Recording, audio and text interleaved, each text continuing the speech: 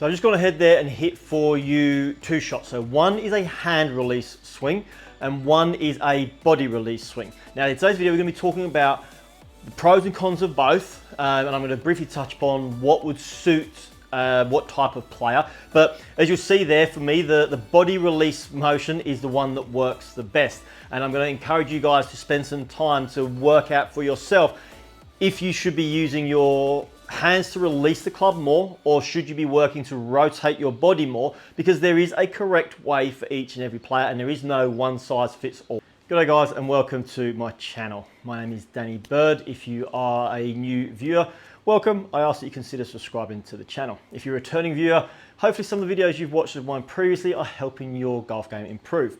In today's video, we're going to be looking at hand release versus body release, the pros, the cons, and who they're best served for. And honestly, guys, you can make both work.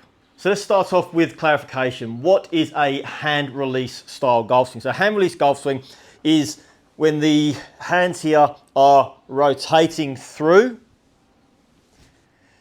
to try to square the club face up, okay? So we go past impact and there'll be a lot of rotation in the hands. Everybody is going to rotate their hands. This is key to understand. But the difference with the hand rotation is that the upper body will stall out a little bit. It will stop moving as much. The hands will take over to get the club head to turn. What is a body rotation swing? Well, the body rotation swing is as we work into impact, the upper body is rotating more. The hands are a lot more passive. There's more of a pushing action with the hands, and the release of the hands is a lot later in the swing. And again, everybody will release their hands, but it's just when. The body can do the vast majority of the rotation. So if we think about it logically, I turn my body back as I'm turning through. If I'm using my body's rotation to square up this club face here, it's still going to release, but it's done mostly through the body's turn. If I keep my body still, but I'm using my hands, that essentially is the main difference. Now, different players with different abilities and even down to different mobility levels are going to find one's going to work better than the other.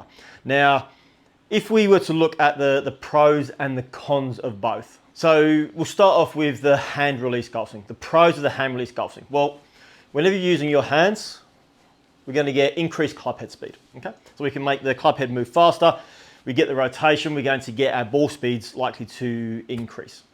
It is amazing for players who really are struggling with mobility issues. So you'll find that you can still hit the golf ball very well if your upper body gets a little bit stagnant, if the lower body has limited mobility and rotation in it.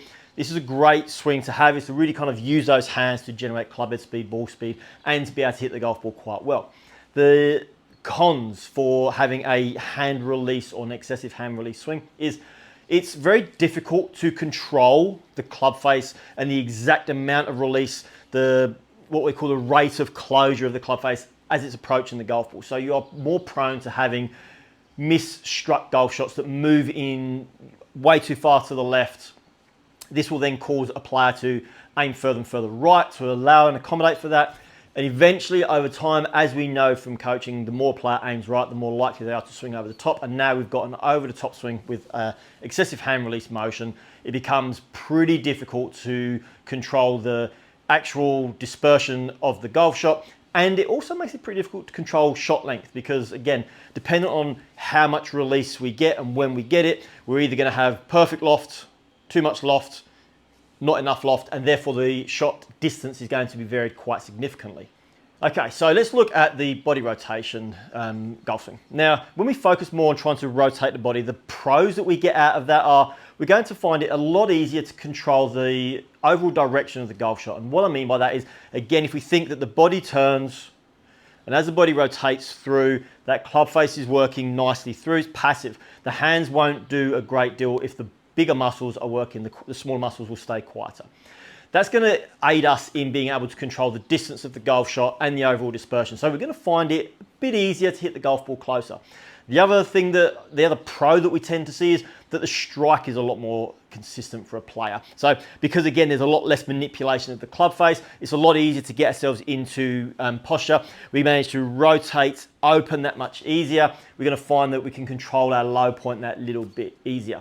However, there are also some cons to this. Now, one of the major cons that we get is players who are using the upper body sort of movement to control the club face. The body has to move pretty fast to generate club head speed. Yes, it will be a slower club head speed than if you're using your hands. That's a given. You'll also find that if you are struggling with mobility, it can be very difficult to turn the body and still remain controlled.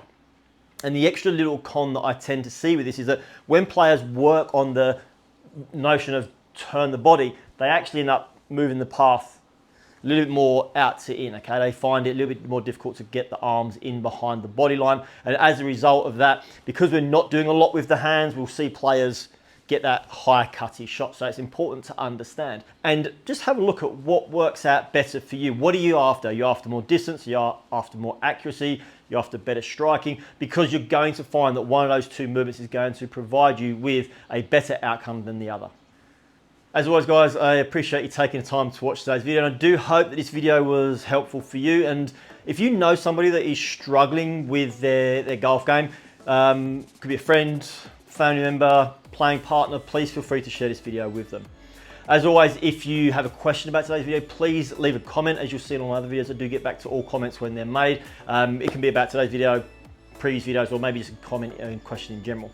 If you like today's video, please guys consider giving it a thumbs up, because that thumbs up helps the video reach more people, which enables me the ability to create more and more free content for you guys.